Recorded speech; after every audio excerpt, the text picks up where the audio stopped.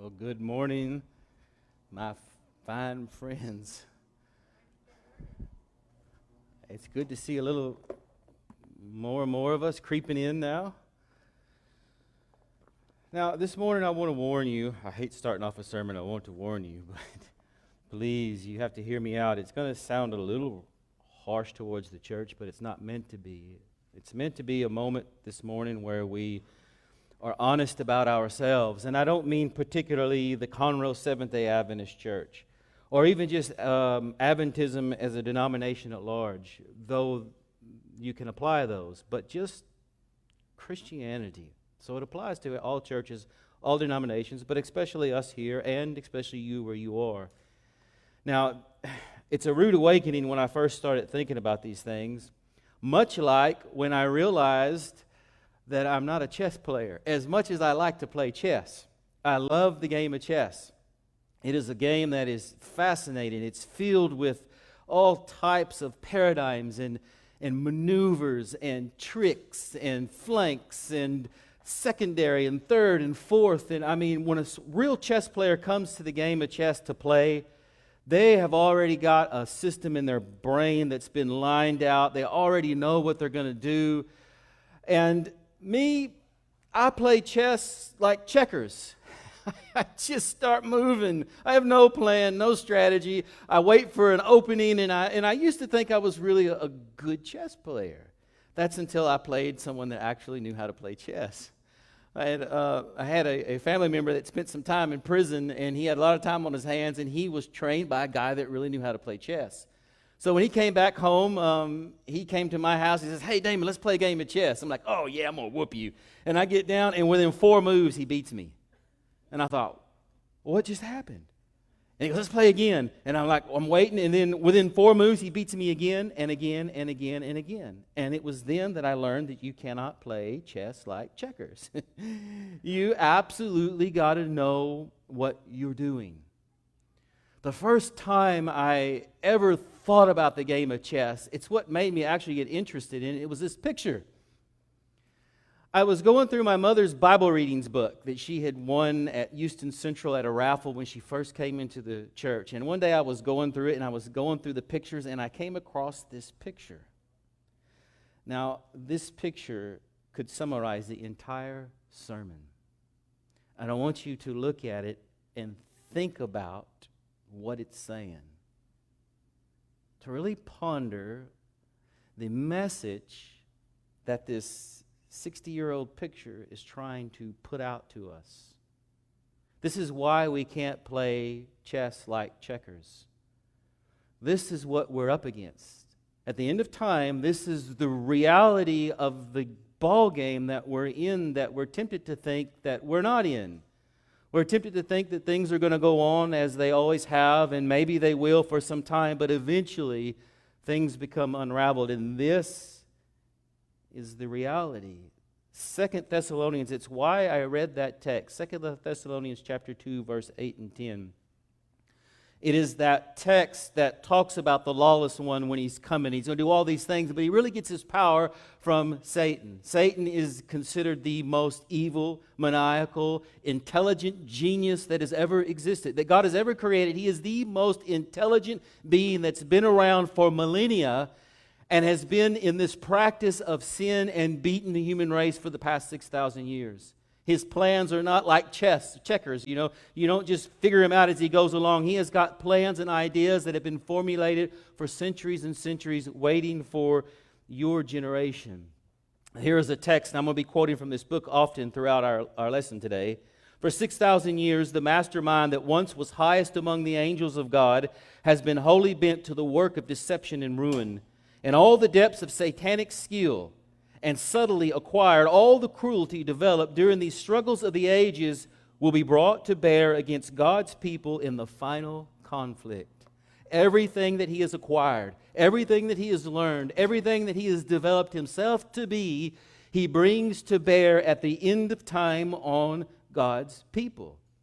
In fact, Revelation 12, verse 17, it states it well when it says, "And the dragon was wroth or enraged or angry with the woman and went to make war with the remnant of her seed that keep the commandments of God and the testimony of Jesus." In other words, Satan got whooped 2,000 years ago. It's what the text is telling us. He matched up with a real chess champion. He matched up with Christ, and he got outmaneuvered. He got beat at Calvary. Jesus silenced him, squashed him 2,000 years ago, but the text is telling us that he packed up his toys, he packed up his chessboard, and he went to work to wage war with the remnant at the end of time. He came up with a new strategy and a new game plan. He can't beat Christ, but he might be able to beat you.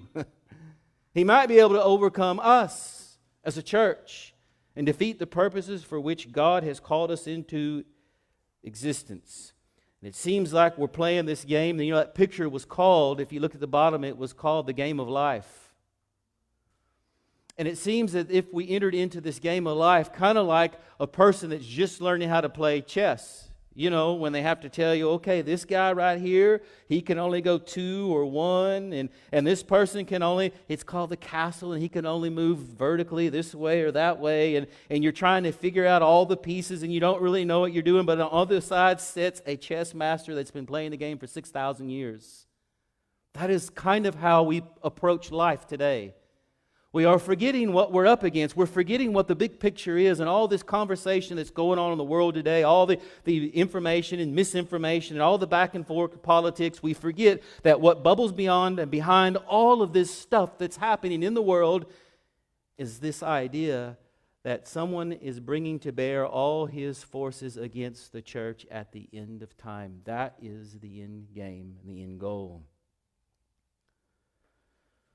Do you know what the second to the last play of a chess match is called? What do they say? Check, and then checkmate. But often, if you've ever watched real chess players, often before anyone ever says check, or before they say checkmate, sometimes they'll just take their pieces and lay them over. And what to you and I looks like, you still got all these guys on the board, but they know they're already beat. They know the game's already over before he even says check. It's just a matter of time. They've got themselves in a situation. They underestimated a move, and it's over with. And I believe that that is where we are in the time of Earth's history. We don't realize it's almost checkmate.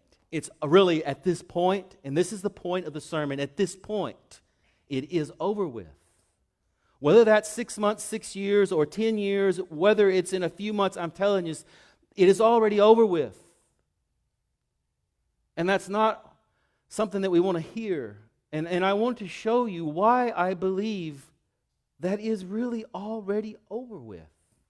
It's just a matter of a few more moves. I want to look at the books of Acts chapter 2, which is the proto-church, it's the model church, to see how well we're playing the game. And when we're done, you might think that we are in worse shape than we thought. Acts chapter 2 is going to be our model. To see how well we're playing this game of life, this game of chess against our arch enemy. Well, this is how we used to play it anyway. In Acts chapter 2, verse 41, we're going to stay in this kind of part of the Scriptures. And here is the first pillar of the church. Here was the first thing they're defined as. Then those who gladly received his word were baptized at that day. About 3,000 souls were added to them. That's the first statement. The first idea of the church was they were gathered together to preach the gospel and to add to the church. That was their only function. They didn't have nothing else. They didn't have board meetings. They didn't have churches. They had nothing else. Their sole purpose was, once they were baptized, to be used to call other people to be baptized. In fact, John, looking down at the end of time, past that year, 1844, down at the time of the judgment, in Revelation 14, verse 6, he said the mission is still the same. I saw another angel fly in the midst of heaven, having the everlasting gospel to preach to them that dwell on the earth, to every nation, tongue, kindred, tribe, and people. It's still the same idea. The church has always been gathered for the work of serving the world and preaching the gospel. Now, here is another quote I want to use. The church is God's appointed agency for the salvation of men. It was organized for service. And its mission is to carry the gospel to the world. From the beginning, it has been God's plan that through his church shall be reflected to the world his fullness and his sufficiency. The church is the repository of the riches of the grace of Christ. That's our original plan. How do we measure up against that today? I want you to think about this. I'm just being honest. I'm not trying to do nothing else other than get in trouble by saying, let's be honest. You want to know how you can really measure your church if it's up that? If you really want to see what your church is all about, you go to the board meetings or your school board meetings. Because that's where your leaders are. You elected these people, and these people represent you, and what they talk about at the board meetings represents what the church is about. What are board meetings about? We have a motion on the floor. We have a second. All in favor? Any discussions? Let's have our secretary report, our clerk's report. Let's hear from our head elder and our deacon, and let's hear our Pathfinder report, adventure report. And now we're on to old business, and we're on to new business, and we squabble back and forth, and we talk about this, and we talk about that, and we will spend nearly 3 hours talking about everything and anything other than the reason why the church was organized. The church was organized for the spreading of the gospel, and you hardly ever hear about it. Ever. In any church, anywhere. Our board meetings are all about all kind of other things. And where did that happen, and how did that happen to us? It's interesting, after World War II, the church changed. Not our church alone. All churches changed. After World War II in the 1950s, the world entered into what was called its corporate model. It's where the world was changing, it was growing, and corporations began to take over the world, over America. And everything was about this corporate model of running everything. Everything had a business model. In other words, it was ran by spreadsheets, pie charts, taking inventory on growth, how much this is, how much that is, down to the percentage of this and that. Everything became measured and modeled, and that just naturally came into the churches. We went from what we was in World War II and that era on beyond into a business model for church structure. It's what happened. We know it. There's been a lot of stuff written on this. And when we became a business model, we became a corporation, we became a church, we became like civilized, the worst thing in the world that could ever happen to us. And then came our need for tax laws and tax shelters, and in came our need for the lawyers and the risk management and the insurance and the agencies, and then we started measuring tithe and offering, and we started calculating increase and decrease and church members and baptisms, and everything became something on a big spreadsheet that we could determine who was successful and who was not. And everything became about church growth, growing the church. Just like a business in the world, they have to have a model of growth, 10%, 20%, 5%, whatever it is. And the world churches, including us, moved into this model, away from preaching the gospel primarily, into this business-like model. And with that business-like model came flooding into our church all kind of everything that you can imagine. Not necessarily bad, but needed, but it shoved out the gospel. We became a church that was mired with accountants and risk management, financiers, secretaries, presidents, clerks, treasurers. And it just became this gigantic system. We had money now and holdings and payroll and investments. And it just became this gigantic top-heavy system like every other church of the era. It's so fat and bloated, it can't get out of its own way. It can't get anything done because of politics and red tape. Again, I'm not being pejorative, I'm just telling you the facts. There's so many levels of management and things that the church lost its simple mandate to just go preach the gospel. And what can we say about our schools? The moment we introduced the word accreditation, it was over with. They opened the same Pandora's box, and you know it to be true. The moment that came into our church, whether it was needed or not, I'm not going to argue that. I'm just saying it opened the Pandora box to all church schools. And they became cumbersome and expensive and inefficient. And you want to know what happened to our Acts chapter 2 mandate? To just go preach the world, raise up church schools, to raise up kids to go preach the gospel? What happened to all of that? How are we faring on the chessboard? If we're playing against the mastermind of all ages, he just took out our first pillar. A church that moves away from a mission-minded to a business model just to survive. Again, I'm not saying that's bad. It's just what happened. The old Adventist motto used to be, into all the world. Remember the old signs? They had the world and the three angels and into all the world. We could change that motto to taking care of business. Because that's what we do. We have to. We have such a big system here and a lot of money and a lot of people. We spend so much time. As a pastor, I lament it. I really am just a business manager and a poor one at that. Most of my time is spent managing church business. It's what our church was terrified in the 1844s and the 1860s. For about 30 years, they refused to organize. You know why? If you read our history, they did not want to organize. There were several reasons, but one of the main reasons why they did not want to become like the mainline Protestants. They didn't want to become like the Lutherans had become. They didn't want to become like the Wesleyans, the Methodists, or the Baptists. They didn't want to get mired down in church business. They wanted it to be free. And think about the freedom of the church in those early years. They didn't have all that stuff and all those mechanisms and all those echelons and layers above them. Man, they were just out there in the world. They were a blast from the past in 1844. When Seventh-day Adventists hit the scene in the 50s, really, when they really hit the scene in the denominational world, people did not know what to think about them because they were unfettered, they were free, they were throwing up tents and preaching in the streets, and people were knocking on doors, and they're like, who are these people? Where did they come from? Don't they got business meetings to go to? Don't they got board meetings to attend? No, they did not. They were out preaching. They went back to that first century model. And they were a force to contend with. But here we are since the 1950s, some 70 years later, and we have what's necessary, I get it, but it has an unintended consequence. It has slowed us down, terribly so. But I want to look at another comparison, another thing that is terrible. Not that we just lost our mission and our mandate, but verse 44 and 45 of chapter 2 of Acts. Listen to this. Now all who believed were together and had all things in common, and sold their possessions and goods, and divided them among all as anyone had need.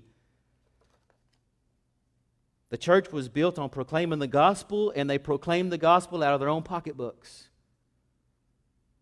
It was a church that funded there. They didn't have to borrow nothing. They didn't go plead or take up offerings from other people. They pooled their money together. Now, they had houses and income just like we do, but they took their excess. If you study this out, they took their extra, the extra houses, their extra cars, their extra, whatever it was they had. They took the excess and they sold it and they pulled it together. And from there, they preached the gospel with their own money. And like the first century church, we did the same thing. We called it systematic benevolence. In the beginning, it wasn't 10%. It was whatever you could give.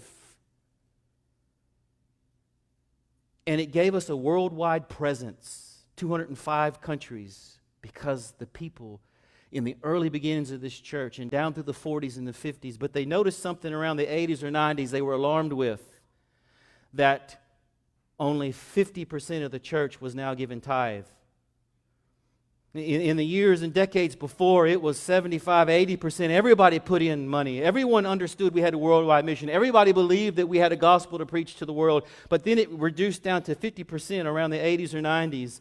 And recently we heard terrible statistics coming out of the conference that today it is down to 30%.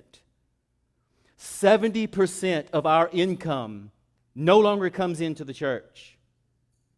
Now think about that. How are wars won? All wars were financed by somebody. Hitler would have never done anything and without finance. And World War II couldn't have been won without finance. And dreams, goals, life cannot be done without the vehicle of money. And the enemy has taken away our finances. We work on 30%. That's it. 30%. The enemy has moved another deadly piece on the board. But the church in the first century, they gave according to 2 Corinthians 9, verse 7. Very interesting word here, right? 2 Corinthians 9, God loves what kind of giver? You know what the word cheerful is in Greek? Hilarion. That's where we get the word hilarious. Now, we think hilarious is, oh, I can't stop laughing. But the idea of hilarion in the Greek, it's this uncontrollable, this something that you just can't help. Not because it's so funny, but because you cannot, it's a spontaneous. God loves the kind of giver that comes to him and says, I believe in the gospel of this church, and I cannot help but to give, and I'm looking and I'm trying to dig under the couches and Whatever it takes.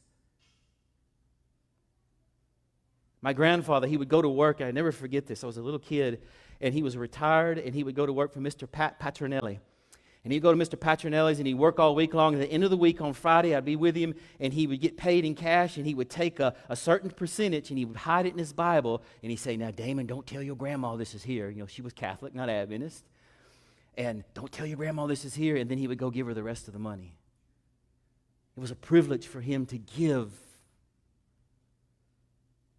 You think of 1844, Joseph Bates sold his tractor to fund the work. Think of the things that James White did to fund the printing press. They took extra jobs. Nicodemus in the New Testament took his entire wealth. He was one of the wealthiest men of that era. He took his entire wealth and funded the gospel with it in the first century. But the master chess player has attacked the heart of God's church and somehow convinced us that 30% is okay. This is before COVID-19. We have no clue what it's going to look like in the next quarter. It's like the old joke I used to tell, and you've heard it before, but I've upped the numbers because of inflation. You know, with the dollar bill when he met the $10 bill, well, now it's the $10 bill when he met the $100 bill.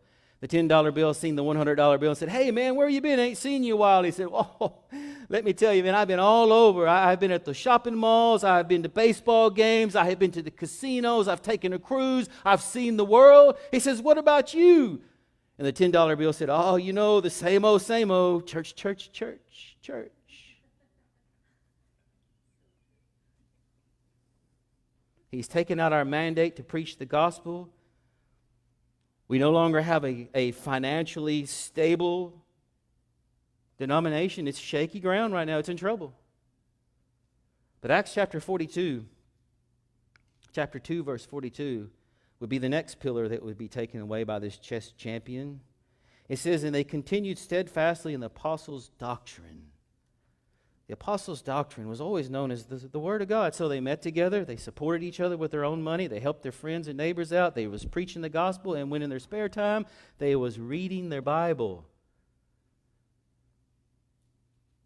When I was a kid coming up in the 80s, we used to be called the people of the book. You remember that phrase? Them Adventists or people used to brag, the Muslims say, "Oh, that's the people of the book." The early pioneers of this church were people of the book. In the 1840s and 50s, no one wanted to cross swords with the Seventh-day Adventists. They may not have agreed with them, but they understood one thing. They were proof texters. The Seventh-day Adventists would come into a town that had no Adventist presence, and they'd ask for the pastor of the town. They would challenge the most intelligent and the most honest man to an open debate in the middle of the town with their Bibles alone and opened up and saying, "What day is the Sabbath?" And people knew, Adventists knew their Bibles. What happens when you die? Ecclesiastes, Genesis, 1 Thessalonians, 2 Corinthians, I mean, all over the place. No one wanted to fool with an Adventist. They couldn't beat them, so they had to come up with some kind of other weird ideas. They knew their Bibles. They created the Sabbath school to train the kids to know the Bibles to go out and do the open debates. They were proof texting geniuses. That was until George Barna came and popped our bubble a few years ago. You know, he's the Christian statistician that goes around and doing all these surveys on Christian churches. And he was out there showing the Christian churches issues, kind of like I'm doing today.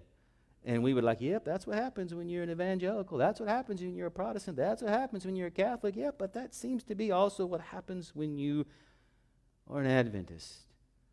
We knew that for one time we were great Bible students, but it's interesting. Here's what he said, and I'm quoting him now.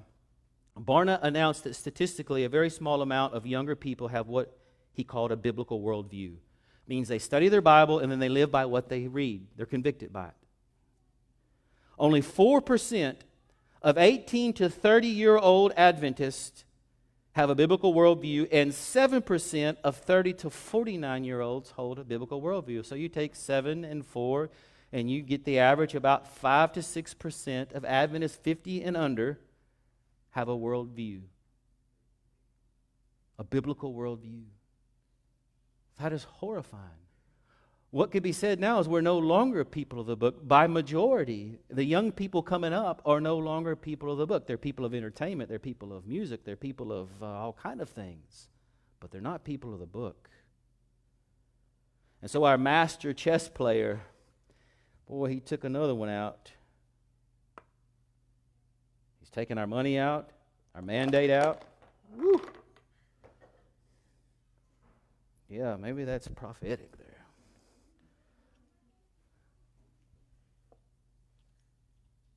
He's taken our Bible away from us, and he continues to get ready to pounce on our King. Now, something worse has come recently. Now, please, don't get on me for this. In light of the Wuhan virus, in light of COVID-19, we have just been attacked and don't even know it. Now, I don't want to get into the argument, because half of you say, I listen to you all the time, I watch your Facebook. Half of you say this is a bunch of nonsense. The other half of you say, no, this is a natural phenomenon and it's dangerous. Some of us believe it's political. Some of us believe it's not. Some of us believe that Satan cooked it up and threw it on mankind through the world government. Some believe, no, it's a natural phenomenon. Satan was waiting to happen and then he took advantage of it. There's all kinds of opinions and ideas. This is not what this is about. This is the consequence of COVID-19 that you cannot get away from. This is the reality of what's happened to the church. Verse 42. Acts chapter 2, and they continued steadfastly the apostles' doctrine and fellowship. Fellowship. The church was built on fellowship. In fact, Hebrews chapter 10 is a tough text to read in these times that we live. And I'm not going to tell you what I'm just going to read it to you. Hebrews chapter 10, verse 24 and 25 is right out of Acts chapter 2.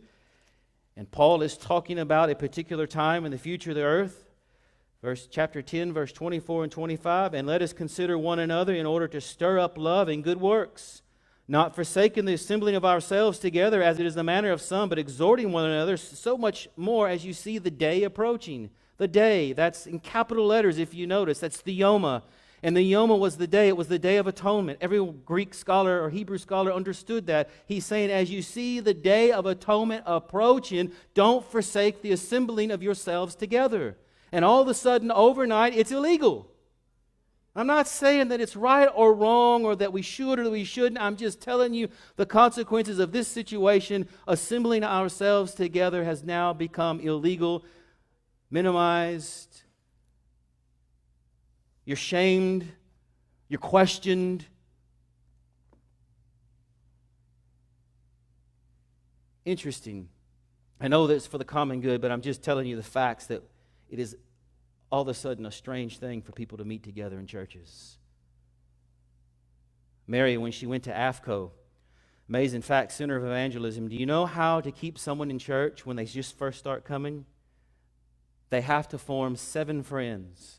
7 interpersonal relationships at the church, or they leave. It is a statistic. How can you form those bonds and friendships when it's illegal to meet? Do you think the enemy knows what he's doing? At a time when things are wrapping up, when the earth's history is coming to an end, when people are coming to the church, what little do, and we're trying to reach out. If you can't have fellowship with him, if you can't interact with him, if you can't assemble together with him, how can you keep them? And not to mention our fair-weathered friends that come among us. There's an interesting study that there will be some Adventists after this that will never come back to church because the habit got broke. Again, I'm not saying that we should or shouldn't have met. I'm just telling you the consequence of it. And not only are we not allowed to fellowship, but they fellowshiped with the breaking of bread. And they ate with simplicity of heart from house to house. The fellowship meal now is outlawed. We don't know when we'll ever get to eat together again. And you think, well, that's not no big deal, but it is a huge deal. All the way back to antiquity. As far back as we can go back in human history, people ate together and formed bonds over meals. That's why we had breakfast here. That's why we had lunch here. It's how the church grew. The gospel, it bonded people together over meals. Think about it at Thanksgiving. What would it be like without no food at Thanksgiving? All the good times and the laughing, the eating and the feeling good, it just goes together. And that God put in the early church so that it would grow, so that it would hold its members, so that they could experience this fun and friendship. That's gone. Fellowship's gone. Food is gone. But the most insidious of them all has come to us. Our enemy has taken away our Bible, our money, our mandate, our food, our fellowship. And he's gone after the jugular now. You may not think so. Romans 16, verse 16. You may not think so until you think about it, but listen to it. Romans 16, verse 16. This is how they greeted each other with the greet one another with a holy kiss. Now, that we don't go around kissing people today, but it was more than a kiss. It was an embrace. It was called the embrace. They would embrace one another. They would kiss each other on the cheek. They would grab the hand. They would shake. It was a symbol of brotherhood, a bond of sisterhood. It had real meaning to it. In an article I read on this not long ago, listen to this. This is from a psychological magazine, purely from a secular world point of view. A pat on the back, a caress of the arm. These are everyday incidental gestures that we usually take for granted, thanks to our amazingly dexterous hands. But after years spent immersed in the science of touch, we can tell you that they are far more profound than we initially thought. They are our primary language of compassion and a primary means for spreading compassion. In recent years, a wave of studies have documented some incredible emotional and physical health benefits that come from touch. The research is suggesting that touch is truly fundamental to human communication, bonding, and health. God understood that when He was going to get out into the world and preach the gospel, that we was going to have to be a compassionate people, a people that weren't afraid to touch people, people not afraid to hug people.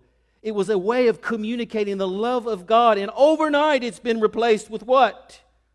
Social distancing. I'm not again saying that's right or wrong, but you are no longer looked at a human being, you're an infectious bag of germs. And you know it's true. That is messing with our psyche. When you come up to somebody, they're looking at you like you're full of germs. You're going to contaminate them. It's jacking with us as a people. I know it's hilarious, but it's true. I don't look at you as a person. I look at you as a threat now, and everyone's staying away. Don't talk to me. Don't breathe on me. Don't bump on me. The very way the gospel was to go into the world was through these mechanisms in Acts chapter 2. When you read it, we gloss right over that stuff.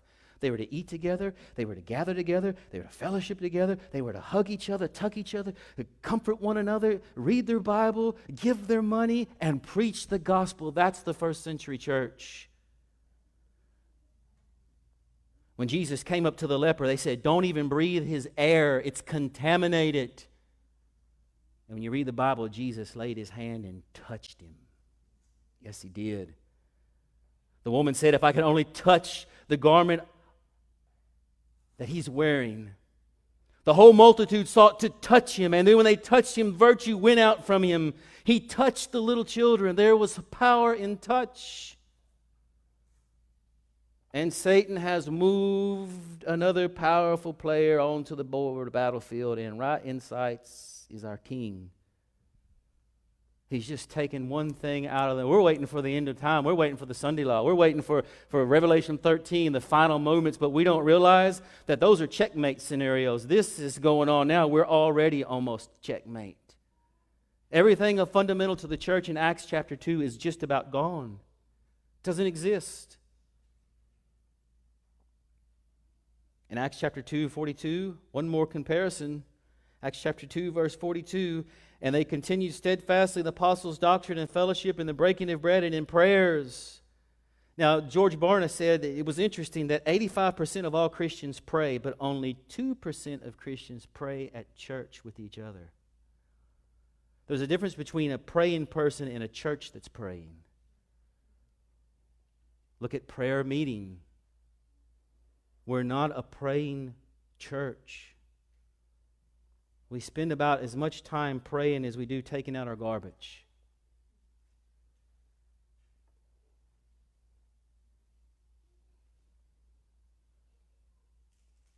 And when the church was gospel-oriented, financed by their own money, when the Word was central to their life, when they were fellowshipping and eating in compassionate touch with one another. A praying church. Acts chapter 2 says they were a powerful church. Verse 46 and 47, so continuing daily with one accord in the temple and breaking bread from house to house, they ate their food with gladness and simplicity of heart, praising God and having favor with all the people, and the Lord added to the church daily those who are being saved. That's how the church grows. That's the formula. There's nothing else. No fancy revelation seminar with spooky images. No newfangled things that we need to do. We just keep rehashing the same old methods. This is the method. This is how the church grows. This is how the church grew in those days. They were of one accord. Are we one accord? We can't agree on nothing. We got women fighting, the men. There's politics and every kind of discord and argument going on in the church. Racial tensions to a height now that I haven't seen ever in my life. We're not one accord. We're nothing like, my point of this sermon is we're nothing like Acts chapter 2. Nothing at all. We're not. I looked at it and I tried to find, there's semblances, and I'm not saying this, there's some people, some families in here that live in Acts chapter 2. There are some churches that are living in Acts chapter 2. I'm talking about the Christian message. The Adventist church in large, as part of the Christian denomination, we are not like Acts chapter 2. I'm not being pejorative. I'm not trying to beat my church up. I'm not saying the church has lost its way. I'm not saying that. I'm saying this is the facts about what we are. What has been the point of this exercise? It has been to tell you that we are in check and very soon to be checkmate. Because there's no fixing it.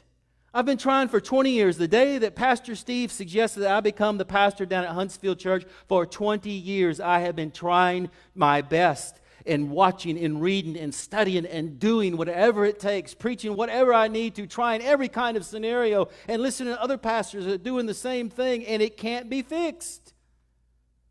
There's no going back. There's no more big revivals. There's no preacher that's going to come along and change everything. We are broken by the very nature of what we are. That's what I'm trying to say.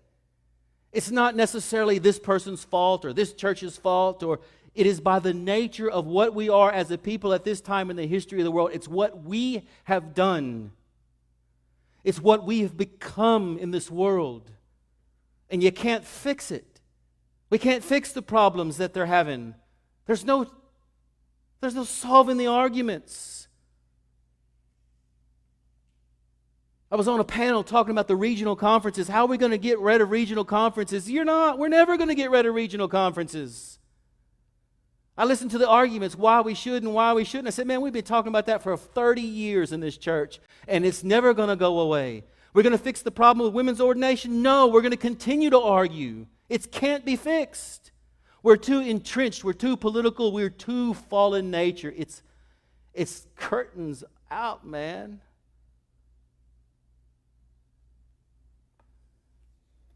We're institutionalized, commercialized, incorporated, and beyond help at this point. This doesn't sound good, does it? But we need to get to right where Daniel was. Daniel was the same thing. Daniel had to take an honest inventory in chapter 9 of his people. He said, okay, Lord, we've been around for 800 years. And if you read chapter 9, he says, we have failed. We have become indolent, lazy, petulant, fat, soft. I mean, he's using some pretty strong language. He says, we have failed you over and over and again. We have sinned. We have been given this great high privilege and we have dropped the ball. We have sinned. And then he says that beautiful dictum. He says, Lord, to you alone belongs righteousness, to us shame of face. Daniel had to confront the truth about his people. And all through the ages of human history, all through Christianity, all the way back to the Old Testament, it has always went this way. God raised up a people. He tried to get them to do something. They failed. They raised them up. They failed. They failed. They failed. They never did live up to it. Hebrews 4 tells us that. And here we are in the Christian church, and we have done the same thing. We have absolutely failed God completely and miserably.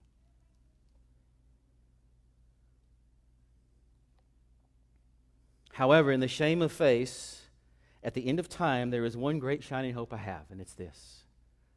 There is a quote in the book Last Day Events that gives me hope. You ready for it? The church may appear as about to fall, but it does not fall.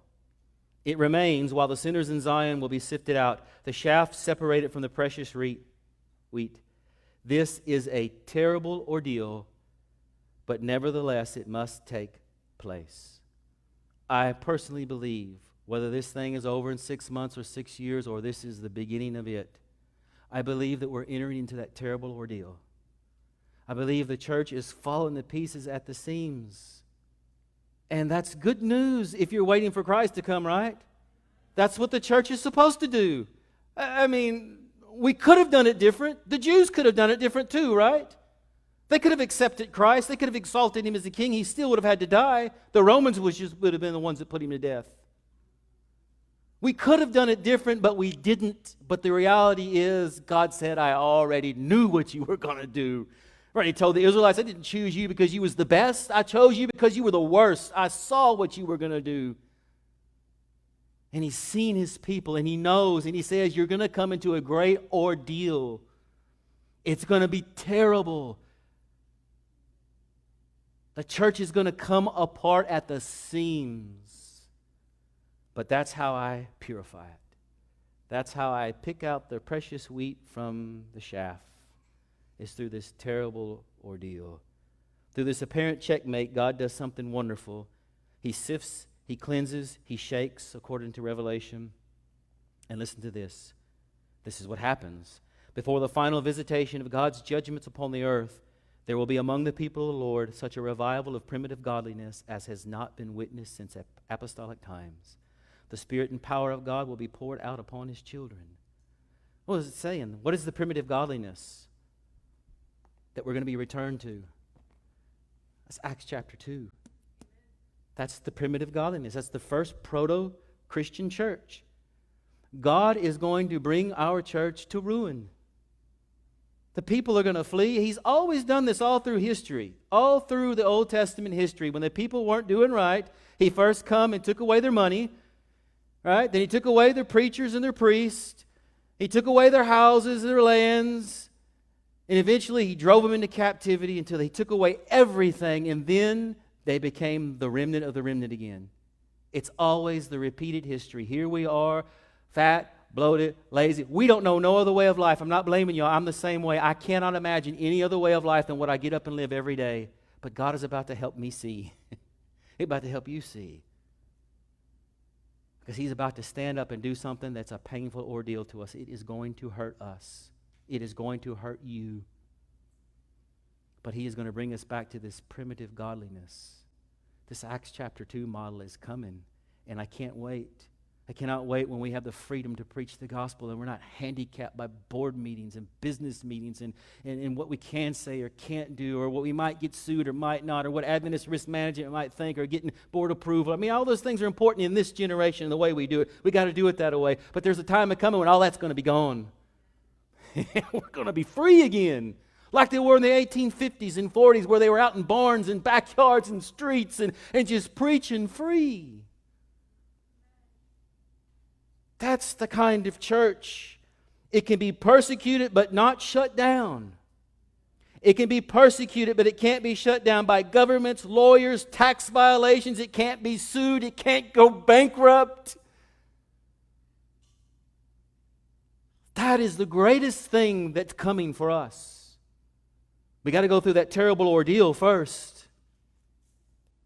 And I think whether that's now, really actually happening now, or sometime in the future, what you better know and understand, and I think we can all agree on this, what has happened, never before in the history of the North American church, never before in our history have we seen such animosity towards the church by the secular world. Never have we had so many people telling us to bow down, to comply, to shut down. Never before have we seen police officers in church parking lots arresting pastors, writing tickets. It's unheard of. So whether that culminates into something really soon or down the road, that's the future Seventh-day Adventist. It's a snapshot. It's a picture. Maybe it's the real deal or maybe it's the warm-up, but God is showing us that is the future. And we're told that's the future. We're told that's what's coming. We will become bankrupt. We will lose our schools, our institutions, possibly our buildings, our money, our positions, your pastors. We're all going to be on foot, one man, one group, one body, all preachers, all teachers, gathered together in homes, eating, fellowshipping, singing in your backyards. Probably almost half of you could fit in my house alone right now. That's what we're coming back to. And maybe we'll have a church structure to meet in. I don't know. But I'm telling you what, I love my church. I love the system. I love being a Texas Conference Seventh-day Adventist pastor. I really do. I appreciate what the church has done for me, but I yearn for that time when the church is no longer a church like we know it now. I yearn for that time when the church becomes what it used to be. I'm not looking forward to not having a paycheck. I'm not looking forward to being in blue jeans and a baseball hat, not a suit. But on the other hand, I am. Because it's going to be the church's greatest moment. Because not only are we brought back to primitive godliness, but we're given something that they didn't even have. We're given something called the latter rain. That is as twice as powerful as the former rain was. And we're going to be filled with the Holy Spirit, and you ain't going to be able to shut us up. You ain't going to be able to shut us up. We're going to be going on the streets. We got nowhere else to go. What are they going to do? They can't find us. We're going to be like roaches everywhere, in every house, and every street, and parks, and it's going to be the most amazing thing ever.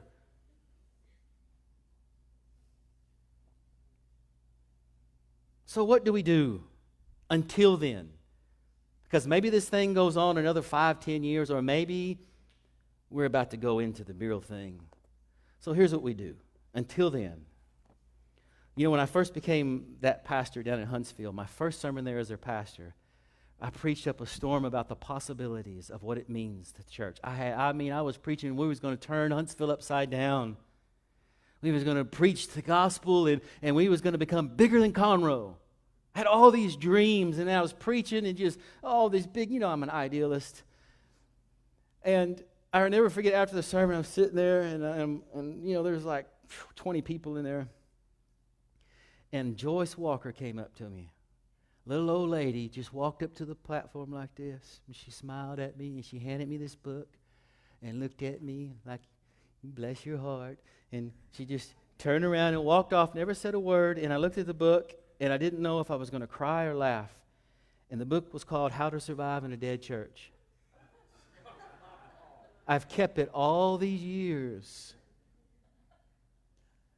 It used to anger me when I'd look at it. I did a sermon one time and said, I don't want to survive in a dead church. But now I realize what she was trying to say.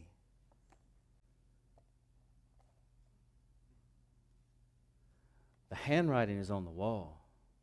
We are a dead church. Now, you know what I mean by that. I don't mean that negatively. I mean, we have come to the place where God said, your human nature is going to fail y'all. You're going to fail me in every kind of way. But this is the beautiful thing about righteousness by faith.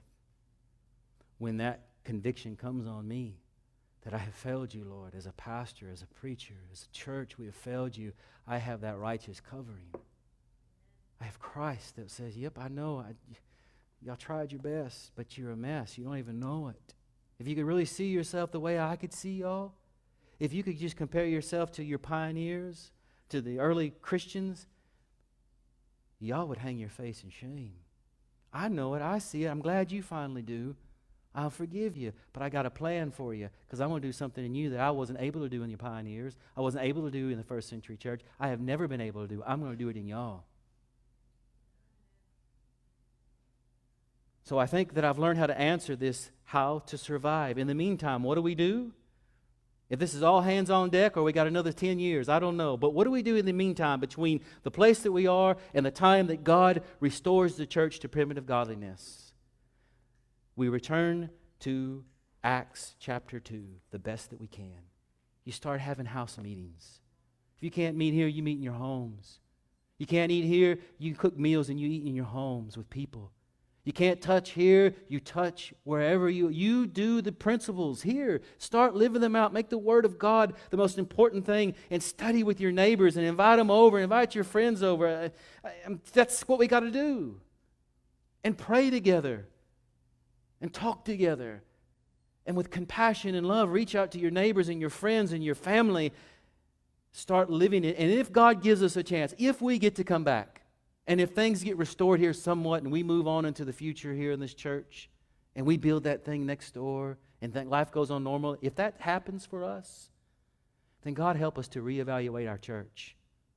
God help us to start doing things different in the little time that we got left. That we change our course. And that we quit being a church of just business and doing and become a church that follows the model. And we may have to still do church business, I get it. But primarily, this will be my business. That's how we're going to survive. Because the truth is, things are going to get much worse. And we need to press together, and be what God said, look, this is what you are, but I'm going to keep trying to be better. Even though I know we got a low ceiling over us. And I know that if I press and you press, and as this church we press, I know that when that time comes for revival, whatever happens, whatever we go through as a church, man, it is going to be beautiful. It is going to be the greatest time ever. And I want to be a part of it, and I want to see all of y'all a part of it. So it's time to get into the game. It's time to start playing the game for real. Not checkers, really getting into the game that God has given us to play. At this time, we are going to have a special closing music, and then we will have prayer afterwards.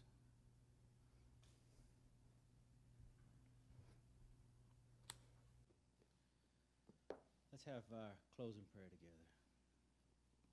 Our Father in heaven, we are grateful, and we're very thankful. Despite what we've done to the gospel, despite our failures as a people, that we have your forgiveness, that we have your understanding, and that we know at this time in Earth's history, Lord, as bad as we've become and as much as we have failed, we know and believe that the brightest times for this church is coming. We believe there is a revival of primitive godliness coming. We do believe there is a great ordeal the church is yet to face. We do believe that it is going to seem like she's about to fall. But with all our living hearts and souls, God, we have trust in you. We have belief and faith that you will pull the church through. We can't do it. We can't pull our own selves through anything. But we have belief and faith that you will get those through that put their heart and faith and trust in you. And God, we pray that you would turn your eyes upon this church. And that you would help us to do our work that we can do while we can. May you bless us, Lord, we pray in Jesus' name. Amen. God bless, and I'll see y'all next week.